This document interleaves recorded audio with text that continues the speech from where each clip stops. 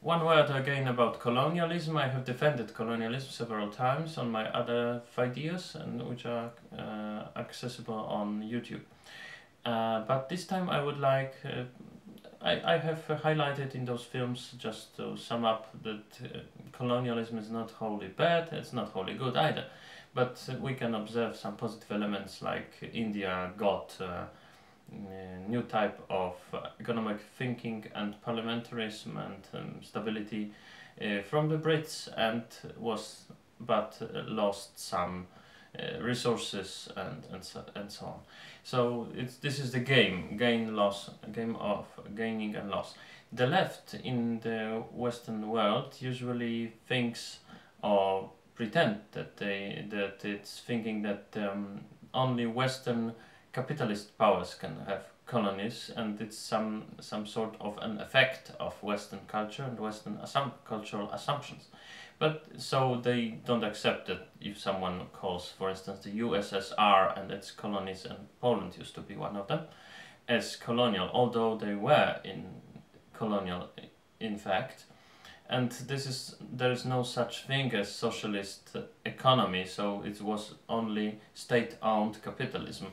So it was just the same. But forget Russia, forget that. But we can observe that Western world, European world, post-American European world, it's not the only world that had some sort of monopoly on colonialism.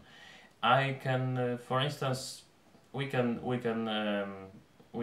present the example, for instance, of the Sultanate of Malacca, which was dominated by the Chinese in the 15th century, for instance. It was a very colonial-like approach.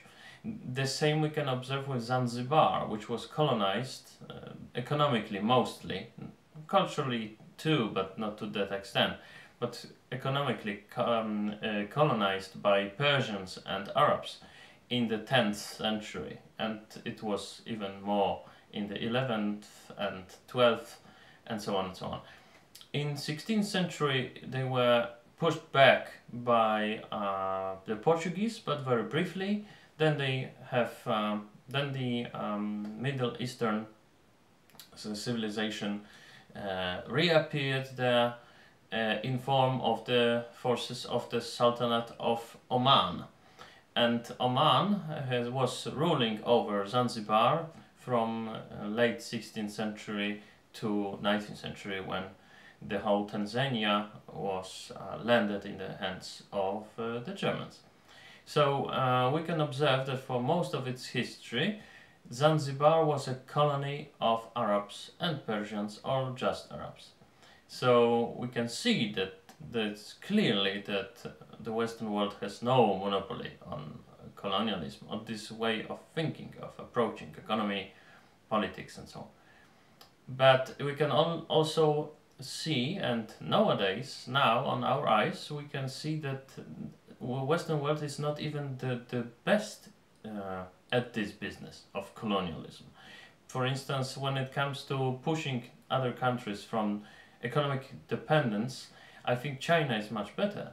China lends some country which has economic troubles money, because and then for it they guarantee some investments and so on, but they lend money to the countries of which they know that they will never be able to pay them back, and because of this they force those countries to give them up. For instance, the harbor of Piraeus in near Athens in Greece, to give up to them some mining fields in Peru, for instance, and sometimes including the inhabitants, and those inhabitants just are shocked one day when they want to bury some member of the family who has recently passed away, and it's impossible without consultation the manager of the Chinese factory or